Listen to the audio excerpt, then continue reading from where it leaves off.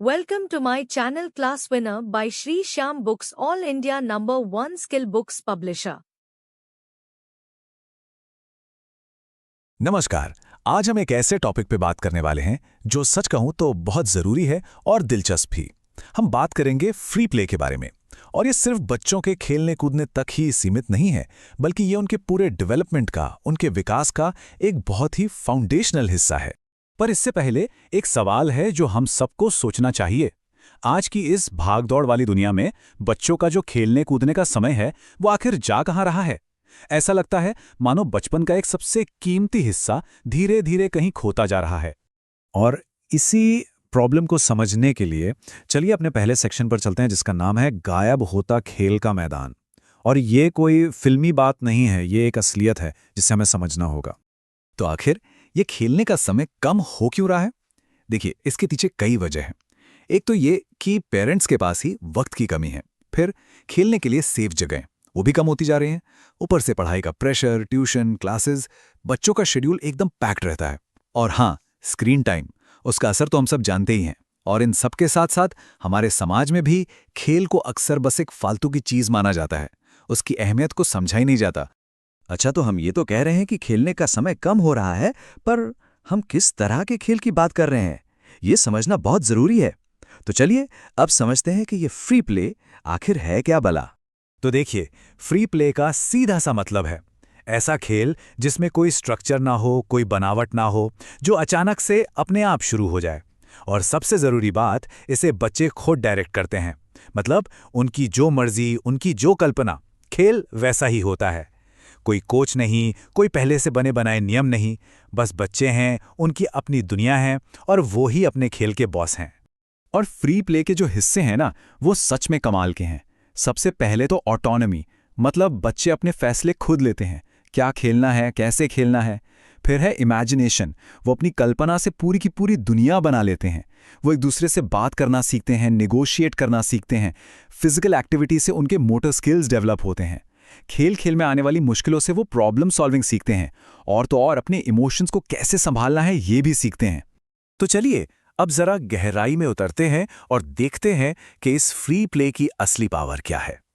ये बच्चों को कुछ ऐसी सुपर पावर्स देता है जो जिंदगी भर उनके साथ रहती हैं। सबसे पहली और सबसे बड़ी बात, ये बच्चों के सोचने समझने और फैसला लेने की ताकत को बढ़ाता है। सोचिए, जब बच्चे खुद खेल के नियम बना रहे होते हैं या किसी चैलेंज को पार करने का तरीका ढूंढ रहे होते हैं, तो उनका दिमाग तेजी से काम करता है। और ये जो स्किल है, ये उनकी पढ़ाई में ही नहीं बल्कि पूरी जिंदगी काम आती है। एक तरह से ये एक मजबूत नींव है। फिर बात आती है सोशल स्किल्स की। टीम में कैसे काम करना है, दूसरों की फीलिंग्स को कैसे समझना है, और अगर कोई लड़ाई झगड़ा हो जाए तो उसे कैसे सुलझाना है। ये सारी लाइफ स्किल्स बच्चे खेल खेल में ही सीख जाते हैं। और सिर्फ दिमाग ही नहीं, इमोशंस के लिए भी ये कमाल का है। फ्री प्ले से स्ट्रेस कम होता है और सेल्फ कॉन्फिडेंस बढ़ता है। जब बच्चों को कुछ अपनी मर्जी से करने की आज़ादी मिलती है, तो उन्हें लगता है कि हाँ, वो भी कुछ कर सकते हैं। और ये फीलिंग बहुत पावरफुल होती है। और आखिर में जो शायद सबसे ज़रूरी है, क्रिएटिविटी। एक इनोवेटिव माइंडसेट यहीं से बनता है। सोचिए, जो बच्चा एक खाली डब्बे को स्पेसशिप बना सकता है, वही तो बड़ा होकर बड़ी बड़ी प्रॉब्लम्स के out of the box solutions निकालेगा, है ना? ठीक है, तो अब हम ये तो समझ गए कि फ्री प्ले कितना जरूरी है, पर सवाल ये है कि इसे ठीक से ऑर्गेनाइज कैसे किया जाए। मतलब ऐसा माहौल कैसे बनाया जाए जहां बच्चे खुलकर खेल सकें। चलिए इसकी एक प्रैक्टिकल गाइड देखते हैं। तो इसके लिए एक सिंपल सी 6 स्टेप गाइड है। चलिए फटाफट देखते हैं। पहला, अपना मकसद साफ रखें। क्या ये खेल टीम वर्क सिखाने के लिए है या बस मजे के लिए? दूसरा, बच्चों की उम्र और उनकी पसंद के हिसाब से कोई एक्टिविटी चुनें। तीसरा, जरूरत लगे तो उम्र या स्किल के हिसाब से ग्रुप बना दें। चौथा, जगह जगह बहुत जरूरी है, वो सेफ और खुली खुली होनी चाहिए। पांचवा, जो भी सामान चाहिए उसे पहले से तैयार रखें। और छठा, एक छोटा मोटा प्लान और कुछ बेसिक नियम बना लें ताकि सब कुछ आराम से हो जाए। अब एक बहुत ही इंटरेस्टिंग पहलू पर आते हैं। क्या आप जानते हैं कि फ्री प्ले रिकवरी में, मतलब किसी बीमारी या चोट से उभरने की प्रक्रिया में भी एक कमाल का टूल हो सकता है? यहां देखें, इस स्लाइड पर दोनों में फर्क कितना साफ है। एक तरफ है वो स्ट्रिक्ट, बोरिंग एक्सरसाइज जो कई बार स्ट्रेस और बढ़ा देती है, और दूसरी तरफ है फ्री प्ले, जो बिना किसी दबाव के मोटर स्किल्स को बेहतर बनाता है, स्ट्रेस को कम करता है और आज़ादी का एहसास देता है।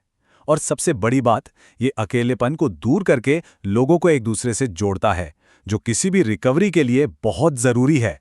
हाँ, और ये भी ध्यान रखना ज़रूरी है कि ऐसे रिकवरी सेशंस के लिए 30 से 60 मिनट का समय सबसे अच्छा माना जाता है। इससे एनर्जी और आराम के बीच एक अच्छा बैलेंस बना रहता है और कोई थकता भी नहीं। तो आखिर में एक सवाल हम सबके लिए है। शेड्यूल और स्क्रीन से भरी इस दुनिया में हम खेलने के लिए और ज्यादा जगह कैसे बना सकते हैं? और ये सवाल सिर्फ बच्चों के लिए नहीं है, हम सबके लिए है। क्योंकि खेलना सिर्फ बच्चों का काम नहीं है, ये हम सबकी जरूरत है, खुश रहने के लिए, ग्रो करने के लिए। इस पर सोचिएगा जरूर। Thanks for watching. Don't forget to like, comment, share, subscribe.